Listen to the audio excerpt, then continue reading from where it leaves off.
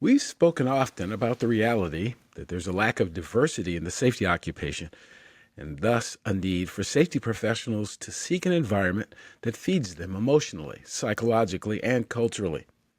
We'll talk with one of the leaders of a new organization that seeks to create a safe space for safety professionals who have sometimes not felt psychologically healthy or safe. Up next on this episode of the Psych, Health, and Safety USA podcast. From Flourish DX, this is the Psych, Health, and Safety USA podcast. As workplace mental health has become a global priority, there's a greater focus on addressing psychosocial hazards. Each week, we look at psychological safety from an occupational health and safety perspective. Let's talk psychological health and safety. Welcome to this episode of the Psych, Health, and Safety USA podcast. I'm your host, Dr. I. David Daniels, and I want to thank you for tuning in. Our goal for each episode is to increase awareness of the importance of psychological health and safety by learning from the lived experiences, research, and expertise of our guests, as well as advocate strategies to reduce harm and minimize vulnerability to psychosocial hazards in the American workplace. One of the issues I discuss in my new book and have discussed on a podcast is the reality that being Black in America, even in the safety profession, comes with a series of challenges that are unique to our embrace of this identity. Some of those challenges include underrepresentation and isolation. Black professionals are significantly underrepresented in occupational, environmental, health, and safety roles. Many report being the only Black person in their department or organization, leading to feelings of sometimes of isolation and exclusion. Lack of mentorship and sponsorship, limited access to mentors and sponsors who understand the unique experience can hinder career advancement. Networking within the field is difficult due to a small number of Black safety professionals, particularly in leadership roles. Exposure to psychosocial hazards and a lack of psychological safety is something that Black safety professionals and Black professionals in many fields tend to experience because sometimes it's difficult to bring your full self to work due to microaggressions or cultural disconnections. That lack of psychological safety can suppress innovation, collaboration, and retention. So in this episode, I have the pleasure of speaking with one of the founders of a new organization established to address some of these challenges that face Black health and safety professionals here in the United States. As a matter of fact, there's a similar group that is started up in Canada, has very similar kinds of goals and concerns. And so I thought we'd get into the conversation, and we'll get into it very similar to how I start these often, by an introduction of my guest, by my guest, in this case, with this question. So who is Felix Boachie? Well, first off, let me say thank you, Dr. Daniels, for inviting me here to have this conversation. I think it's an important one. So important that me and my co-founders decided to do something about it, right? So my name is Felix Boachie. I am an occupational environmental health and safety professional. I've been in this career my whole life. That wasn't the plan, but ultimately it's worked out really well for me. And I think a lot of people kind of have been in those shoes before, right? So I'm just very passionate about protecting people, protecting workforces, protecting the environment as well, like creating a long-term sustainable world, right, for the future. And I just have a big passion about this overarching field. And I have a passion for my fellow African American and Black people. And, I want to be able to grow this field specifically for Black professionals. So super excited to be here and have this conversation. Absolutely, absolutely. So the another question that I ask, this is actually the only question that's pretty much identical, regardless of the person who comes on. So what does psychological health and safety mean to you? To me, sometimes it's hard for me not to get technical, right? Everybody knows, right? You start getting the well-beings and the safety, right? But I mean, at the very basic sense, for me, it's really holistic safety, health, and environmental, right? So for years and years and years, we've done the biological hazards, the chemical hazards, the physical hazards, the ergonomic hazards, and we have a lot of those other hazards covered, but we never really address those mental potential hazards that exist, right? Those psychosocial hazards that exist. And the addition of psychological safety and health to the overall platform that SHE professionals care about really creates a holistic health, right? So for me, that's really what it represents, right? Fully looking at the overarching world of occupational safety and health for the workplace and covering all bases. Right, right, right. I don't. You said this started quite early, so I'm not sure if somebody looked over in the crib at little Felix Boachie and says, "You're going to be a safety professional someday," or there was something else. So, what led you into the occupational health and safety field or the profession? It was happenstance, right? So I definitely did not intend to go into this field. Every part of my life was driving me towards a field in the medical world. Right? I wanted to go to med school. I have a biomedical engineering degree in undergrad with all intents to go to med school. Even took my MCATs. Like I did everything in preparation to go to med school. But while I was an undergraduate, I was working at CDC, kind of as an intern, I'd say. And at CDC, I got an opportunity to go work for NIOSH, National Institute for Occupational Safety and Health in Cincinnati, with what I thought was going to be a gap year. And the reality was, instead of it being a gap year, it turned into really the introduction to a brand new profession for me. And that was ultimately where I got introduced to the world of industrial hygiene, which I had never heard about before, and really kind of expanded my mindset of what occupational health could be and what it could mean, and really the capabilities that industrial hygienists bring to the table. And I pivoted and ultimately ended up going to get my master's in environmental and occupational hygiene instead of going to med school. And about 17 and a half years later, I'm still in the field, still loving it, and still growing throughout all the respective fields of safety, health, and environmental. Wow. So a gap year turns into a really long career year, and lots of them. Wow, wow. And you decided to go and hang out with the smart kids. That's what those who are interested in industrial hygiene. It's a very complex field. It really is, and it takes. And this is outside looking in. It takes a lot of study and a lot of focus on, lots of measures and math and things that some of us, I was okay at it, but I didn't really like it all that much. And I'm always impressed by those of you who have taken the time and taken the effort to take that pathway into occupational health and safety, because it is such a, to our earlier comment, it's kind of everything. I mean, I haven't found an industry yet that doesn't have some occupational health and safety or environmental health and safety kind of need. Whether they recognize it or not, it's not even the point. But it's something that applies to everybody everywhere. And we need, people to be able to speak that language once they get inside those rooms. So share with me some of your thoughts about some of the psychological and emotional challenges that Black professionals in, industrial hygiene, occupational health and safety. I don't. Maybe your experience has been unique to you. I don't know. I don't like to make assumptions, but what are some of the challenges that either you faced, you've seen others face, that seem to be a little bit different and seem to be connected to to being Black?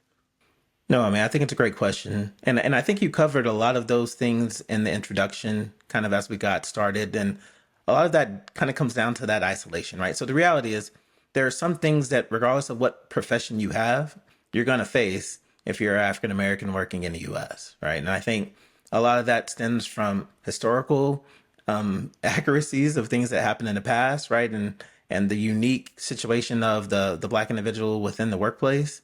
And then specifically, I think as a Black male, we might face slightly different concerns and barriers than Black women face in the workplace. A lot of that's right addressing stereotypes. So when you look at all of those things, it's no different within the occupational, environmental health and safety field as well.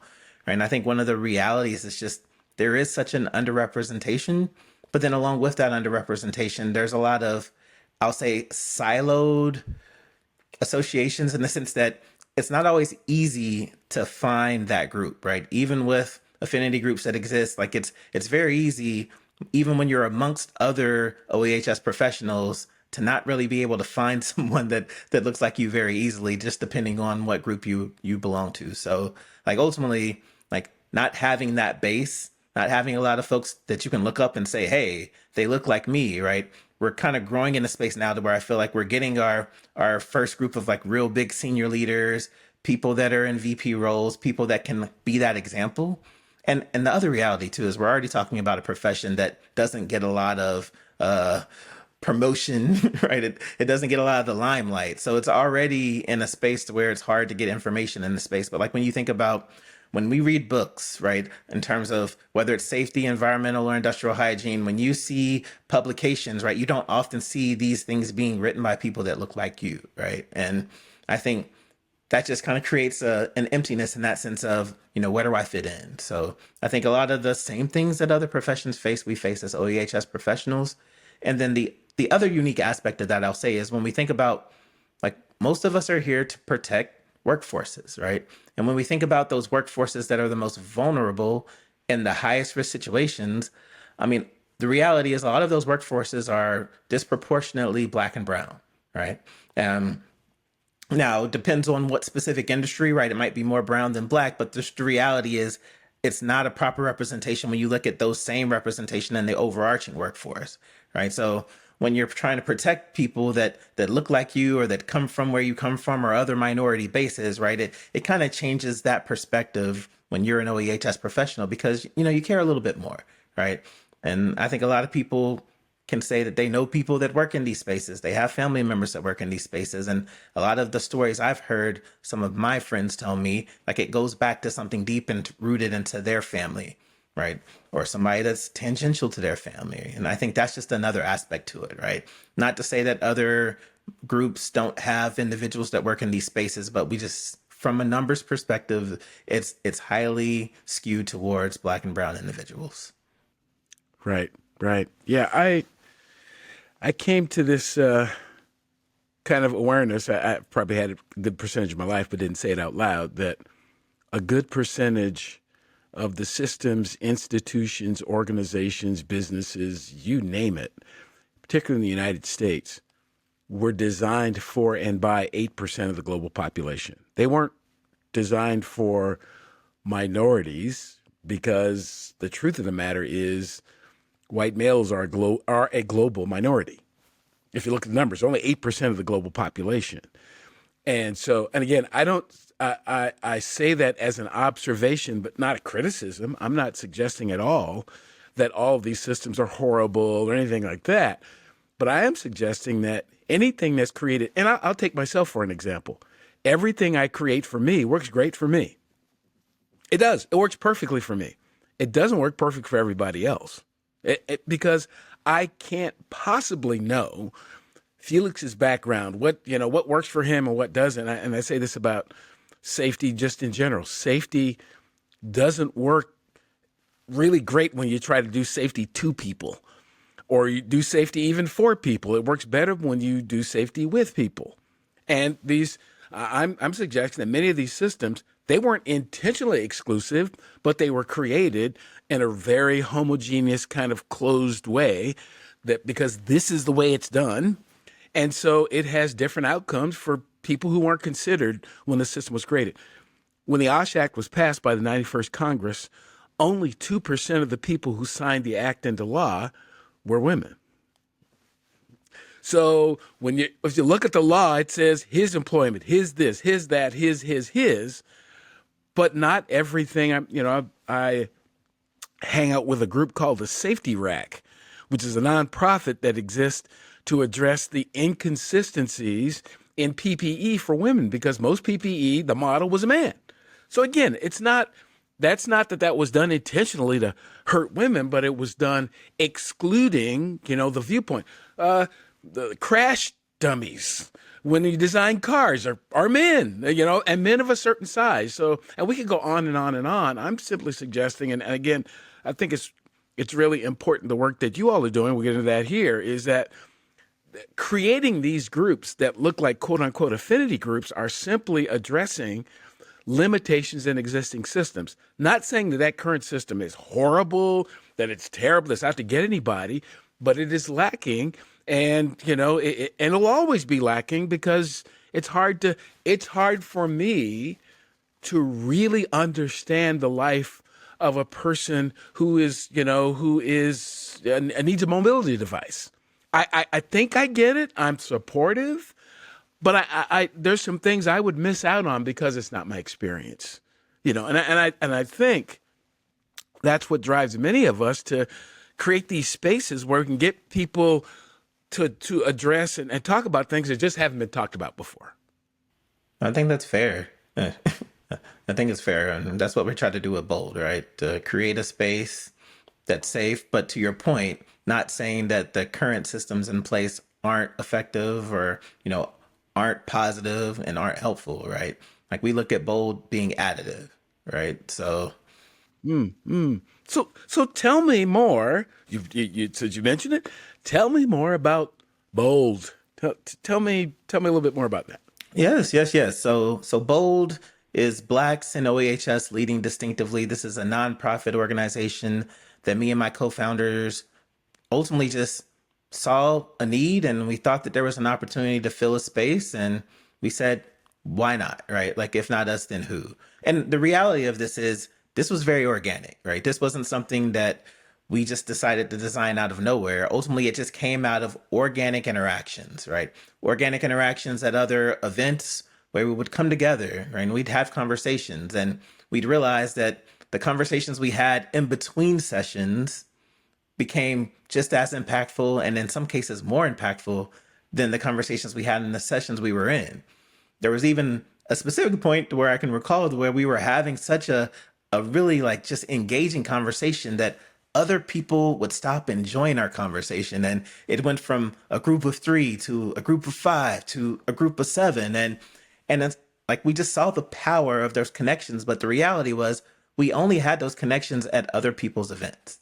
And we said, how do we get this more? Like, how do we engage more? How do we be more purposeful? And then we just created bi-weekly meetings where we'd meet Saturday mornings and just have conversations, some technical conversations, some leadership conversations, some personal issue conversations, and maybe some conversations that we may not feel as safe having with other individuals or other groups, right? Just a space that was safe to just really get down and dirty about a lot of the issues we faced in OEHS. And after having those conversations for a good amount of time, we realized like all of us had grown immensely from those interactions and looked forward to those interactions. And we said, why can't we expand this to give other people the same opportunity that we had? And we thought that there'd be value in having that space more broadly throughout the community.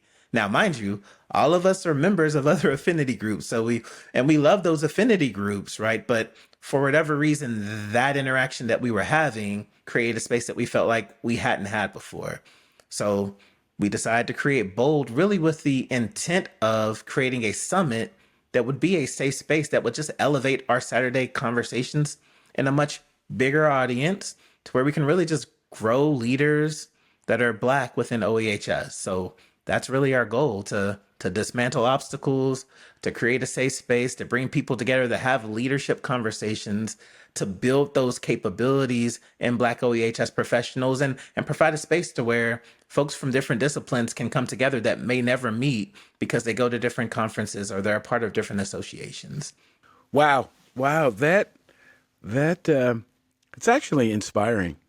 It's inspiring that these what start as sidebar conversations can grow into opportunities to bring others with similar concerns into the conversations. Because there's a need. I mean, I certainly can co-sign on the, you meet up. I have across the country my kind of safety brothers and sisters that I see either virtually or at conferences. Because it's not like, now there's a couple who live close, but even the ones who live close, we're going here and there, and we we kind of pass each other at events because that is the attachment. That's the relationship. And I do find we'll get to, to pick your conference that we go to, and you see these folks you haven't seen in a year, and it's like a family reunion. You get the opportunity to sit around and be in proximity to one another, and it's just really inspiring that you all have taken this on.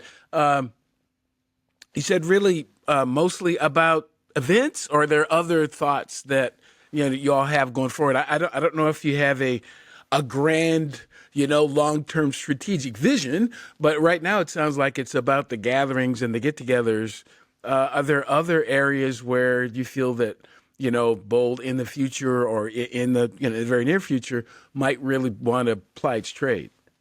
I mean, it's a fair question. And really, we have ideas of where it can go. But the reality is that the first thing was really to create that space to gather and grow as a team, right? And the reality is there are leadership capabilities, right, in other avenues, right? Maybe within your own company, even within some of the associations. But we thought that when we think about some of those unique challenges we face, that it would be great to have a group meeting where we can come together and really focus on building those leadership capabilities with the unique challenges that we face as Black individuals within the profession.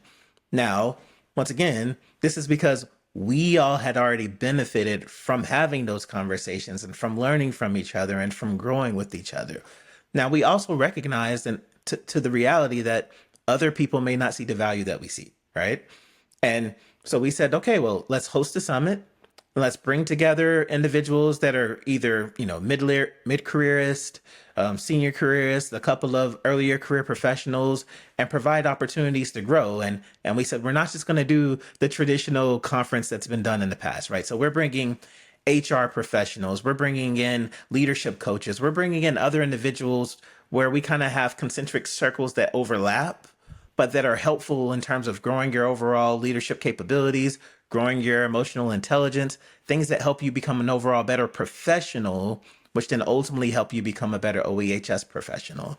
And if everybody else receives it in the way that we believe it could be potentially received, we have ideas of where we can go from there, right? Because the reality becomes after the summit, then what, right? And we said, it could grow into a membership-based organization, right? It can grow into just more of a learning organization where we have webinars and we do things and we share learnings in other ways outside of coming physically together.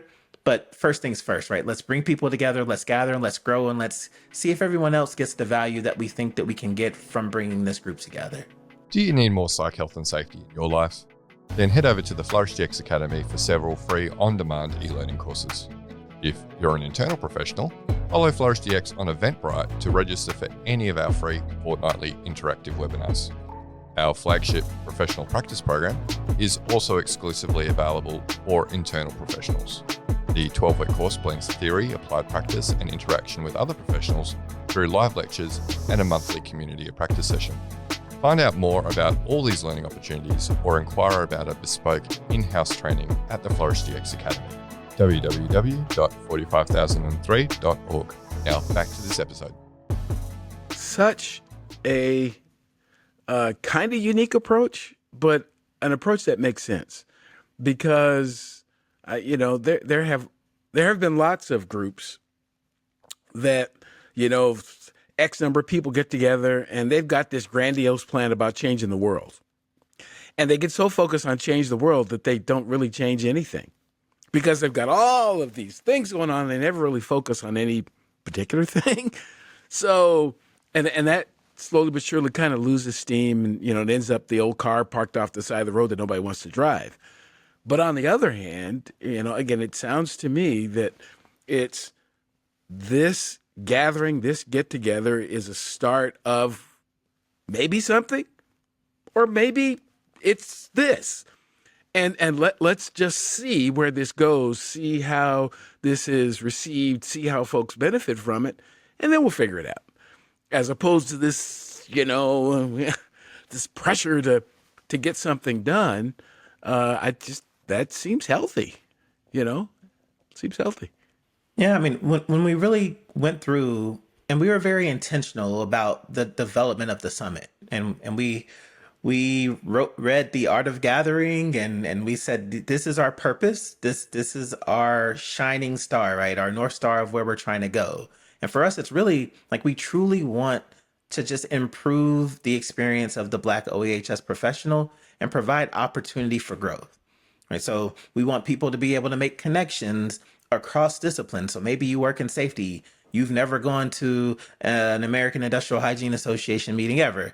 Maybe you don't know that many industrial hygienists, right? Let's make a connection with another individual that maybe can become fruitful in a lot of different ways, right? Or even just learning from other senior professionals, or maybe it's the first time you've ever met an actual Black VP in the EHS space, which some people haven't, right? And just opening up the aperture of understanding that a lot of us deal with some of the same problems, and a lot of us deal with some of those same unique challenges. So here are my learnings, and here's how you might be able to understand that and apply it to your own situation. And to your point, right?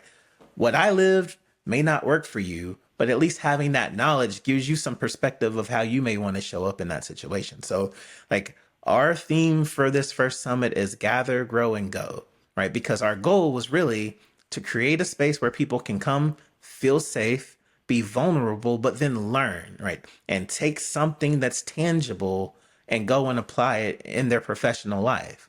Like ultimately, I would say Bold's overarching mission outside of dismantling those obstacles is to grow the Black OEHS profession.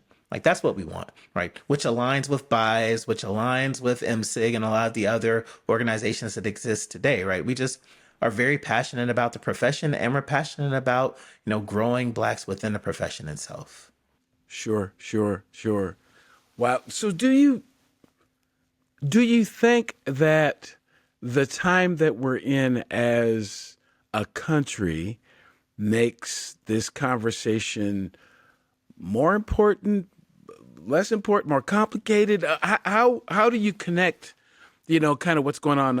I was having a conversation with my wife today as we're recording about the organization where she works, and they just got a new leader, and the new leader had been on the job for 2 days. The first day it's hi. The second day is we're dismantling our DEI office.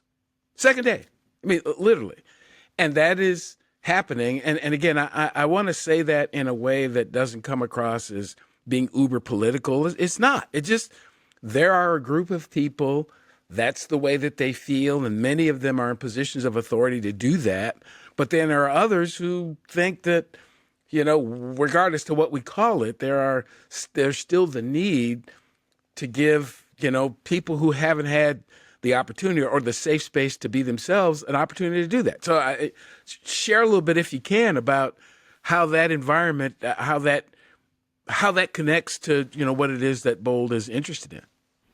Right. I mean, you'd have to be living under a rock not to know how DEI has been attacked over the last, I'd say, maybe 10 months or so, right? It really hit the head towards the end of last year. And I mean, the reality is it was a scary moment for us, right? We're like, man, we're starting this specific group in the middle of all of these feelings and concerns and opposition to DEI and any groups that really kind of separate themselves, right? In a sense, based on, whatever differences there can be, including race, right? But when you really look at it, the reality is it's more needed now than ever, right? Like DEI came out of something, right? It didn't just come out of thin air, right? There was a need to be intentional and purposeful about creating a space for other individuals to feel included, to feel like they had an equitable chance to be able to succeed, whether that be specifically within the workplace or just in life in general, right? And I think the way we look at it is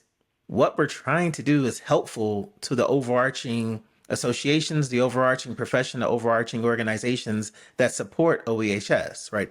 Having better professionals, regardless of whether they're Black, brown, or whatever, like benefits the profession holistically, right? And I think if we want to ultimately bring in more individuals, right, bring in more young people, give people an avenue to understand how you can have a wonderful life, right? Just in terms of quality of life, being an OEHS professional, right? That only benefits the broader base, right? So Like right now, I think we just look at it as it was the perfect timing, right? One way or the other. And we're going to be able to leverage that reality to try to pivot and hopefully help other individuals that, may not fit within that Black OEHS professional, like help them see the benefits to the overarching profession in the organization that we put together.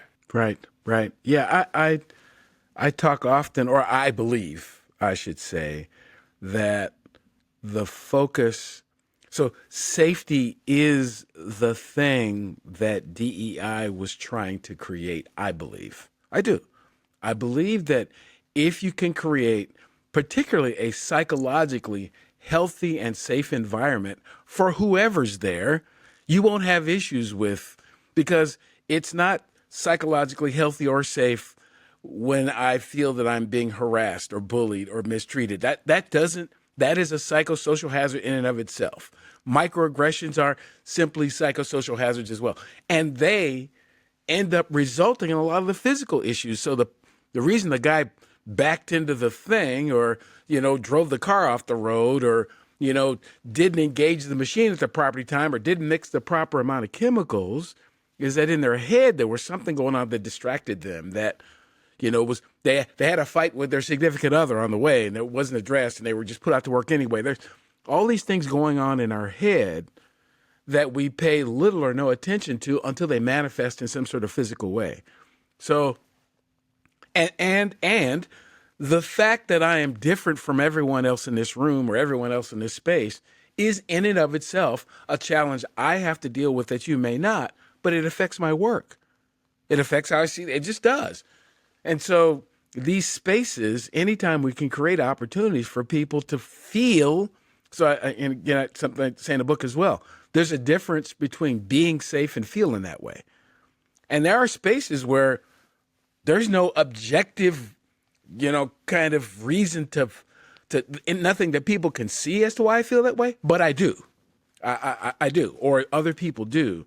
And some of it is just our life experience, and it's really important to have these opportunities to bring people together so they can alleviate that as one of the challenges, or at least address that as one of the challenges. So the summit, you've picked a wonderful city of Atlanta to be the host of the first summit. And it is, to me, seems to be fitting, because it is a place where I tell people about Atlanta is that anything that you think Black people don't do, or you find a handful of people that happen to be Black that do it, one of them is probably going to be in Atlanta. It's just a thing. It's just a thing. So it really, so tell me a little bit about the, again, as this is released, we will be just a couple of weeks before the summit. And again, I tried to arrange this recording to make sure that you had an opportunity to talk about this in advance. So those are thinking about attending the summit or curious about it, tell us a little bit about choosing Atlanta and what you think the experience, at least what you all hope the experience will be. Yeah, no, I think it's very astute of you to point it out, right? The reality was we were very intentional about really the planning of the whole entire summit down to the location. We had conversations and we said that we wanted the location to be representative of the Black excellence, right? And when you start thinking about cities, right, Atlanta is one of the ones that jump off. Houston is another one that jumps off, to where, to your point, no matter what the profession is, typically I can see myself represented, whether it's in government, whether it's as doctors or lawyers, right? It's one of the cities that you grow up and you believe that you can really be anything because you see yourself represented throughout the community. So it was very critical for us to choose one of those cities that really aligned with those principles that we were trying to instill within Bold.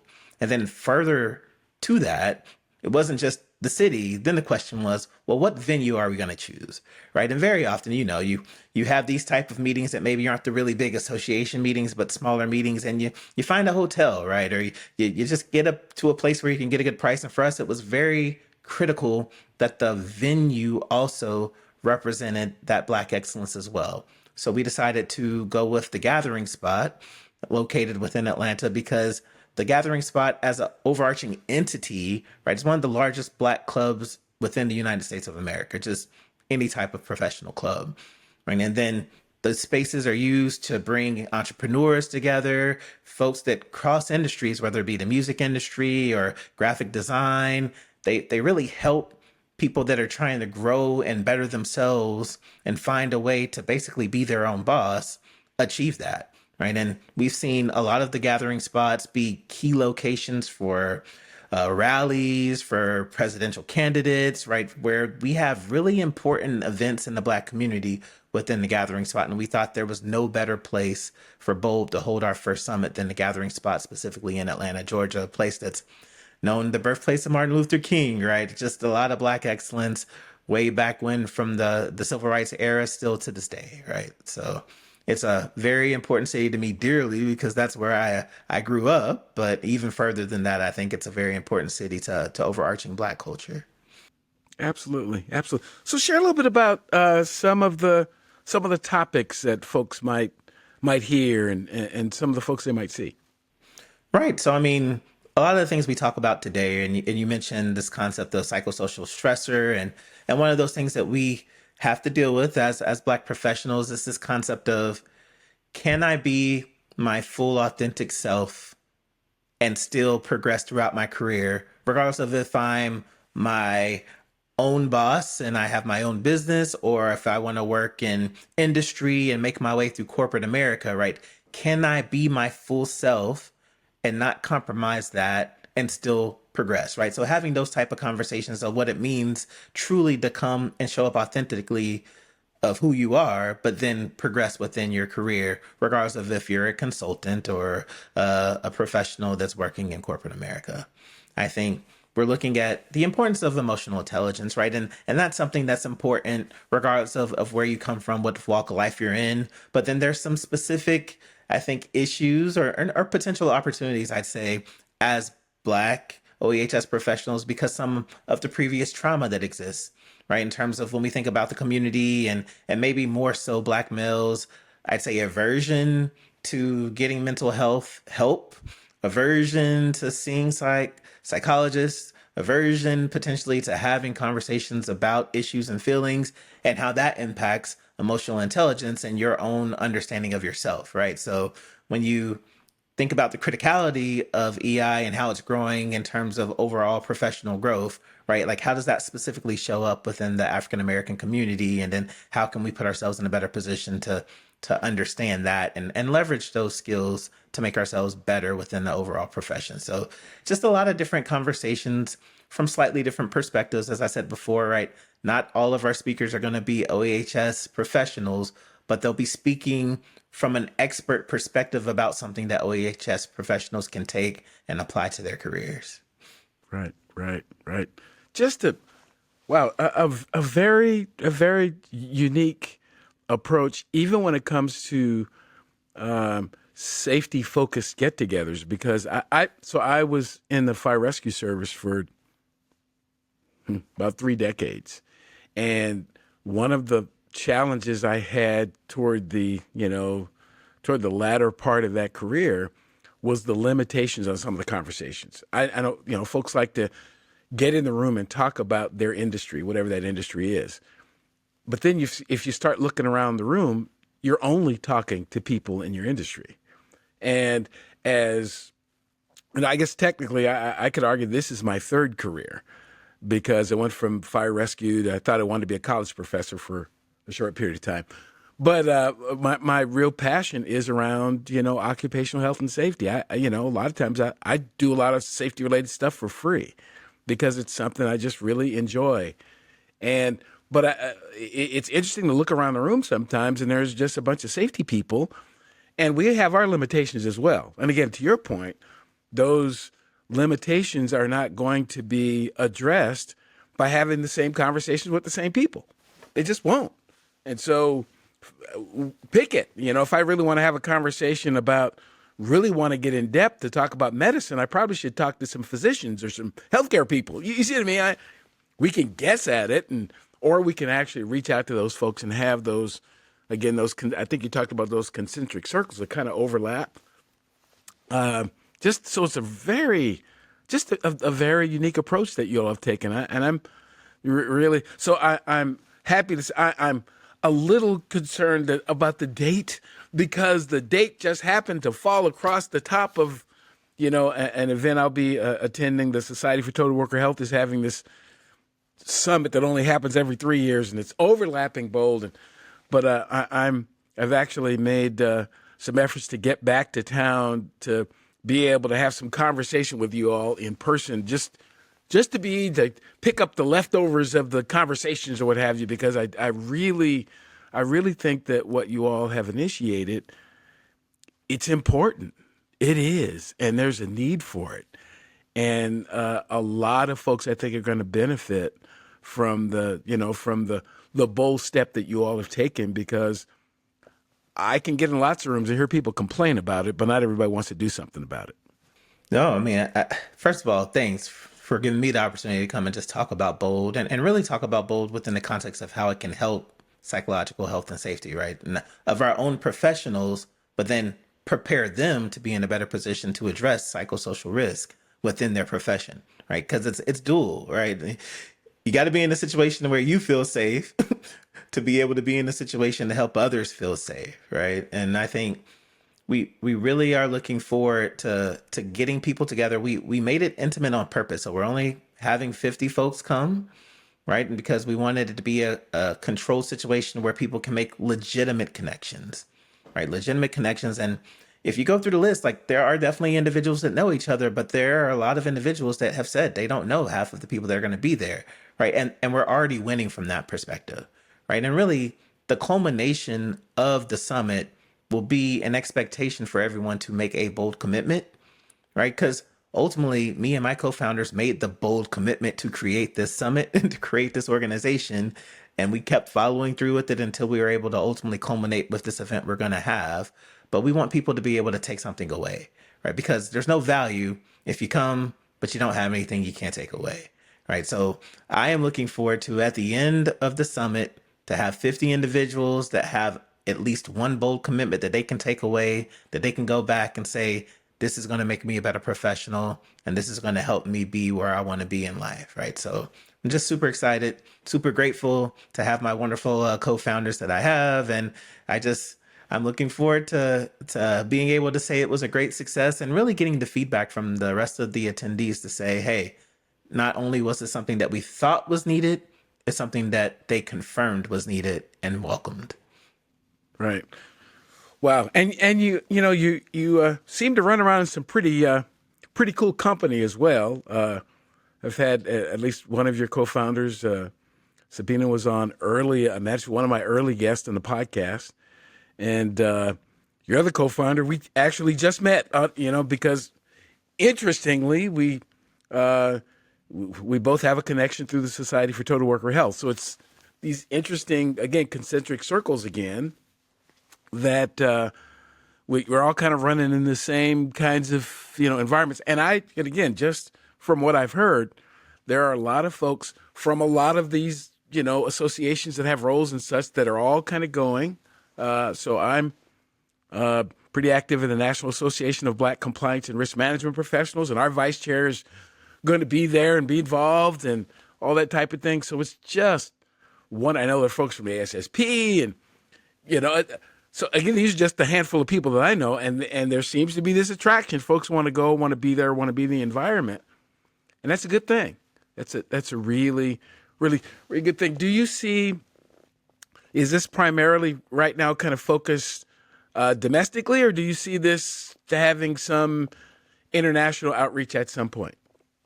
Right. I mean, I think our goal is to not get too far ahead of ourselves, right? And like, ultimately the reality becomes, if we can get the excitement, right, the fervor behind it, and people see the need, we can expand the base of Bold and get more resources, ultimately to be able to grow it into what it needs to be. And if we can grow it, right, then we have the ability to think outside the US, right? But right now for us, it's really kind of putting our first foot forward and saying, like, we want to have a successful summit to where we bring people together and they feel just alive from the event, from meeting all of these wonderful new contacts, and from getting a lot of that information fed to them that really puts them in a better position to be able to succeed in life. So I say the future like we are open. We are open to taking it as far as it can go to really benefit the overarching profession and benefit Blacks in OAHS. But, we just want to make sure that we have a wonderful event this year, and then we'll keep it going and keep it moving forward here on out. Right. Yeah, it is. It is also, and as we start to wrap up, it's also really encouraging to see folks that are still in the prime of their careers, and not a. I'll just say it, not the cast of characters have been around that are my age-ish and older who are trying to create something that they'll probably never actually see happen. But I mean, you all are in the prime, and you're folks that people know, and people know of your expertise and that type of thing. So I'm really excited about what you all are doing, to be quite honest. And again, it's quite an honor for me to have you on to chat about BOLD. So how about do a little commercial for folks who want to learn more, want to register for this? The summit may be closed at this point, but just want to share a little bit more about the organization and what y'all are doing, and how would they find out more if they wanted to learn more? Right. So if you want to learn more about BOLD, right, we have a website. It's bold4oehs.org. That's bold, the number 4, oehs.org. There you can get connected with us, so you can join our mailing list and understand that we're not stopping at the summit, right? That is not the intention. So as we grow and identify other mechanisms to engage, if you get on that mailing list, we'll be able to make sure that you're a part of the growth, a part of that knowledge sharing, a part of the evolution of BOLD as we move forward. So you can hit us up on LinkedIn as well. You can find us.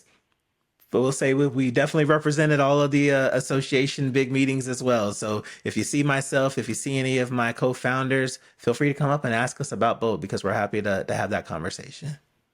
Absolutely.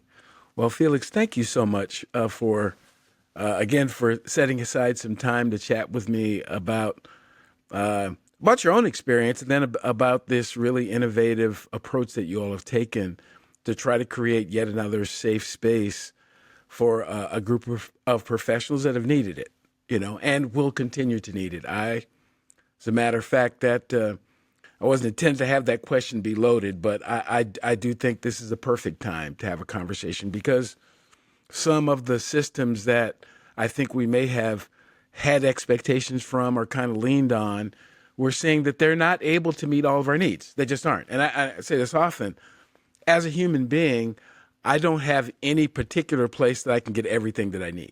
I can't. And I to include the lovely human being that I've been in a committed relationship with for 37 years, can't be everything to me. They're just not everything. She doesn't know much about, safety other than what I talked to her about. So we have to have these spaces to be able to go out and get these needs met. And from a professional perspective, there's a need for what you all are doing. And I just applaud the fact that you all have, again, taken this on, and wish you, all the success in what you're attempting to do, because these efforts will make the profession more psychologically healthy and safe for people if we can have these spaces to be able to get together. So thanks very much. No, thank you for providing the opportunity. It was fun. Absolutely. Absolutely. So if you're watching or listening to this podcast for the first time, welcome. I hope something you heard will bring you back to a future episode. Previous episodes of the podcast can be found at psychhealthandsafetyusa.com. You can watch, like, subscribe, and share the podcast on the Flourish DX YouTube page. Now, please do join the Psych Health and Safety USA movement by connecting and becoming a subscriber on LinkedIn. So, until next time, stay tuned and look out for the next episode of the Psych Health and Safety USA podcast. Tune in each week for new episodes of the Psych Health and Safety USA podcast. If you have a story or know of one that needs to be told, reach out to us on LinkedIn or send an email to david@id2-solutions.com, or go to the Flourish DX website at flourishdx.com. We'll see you next time.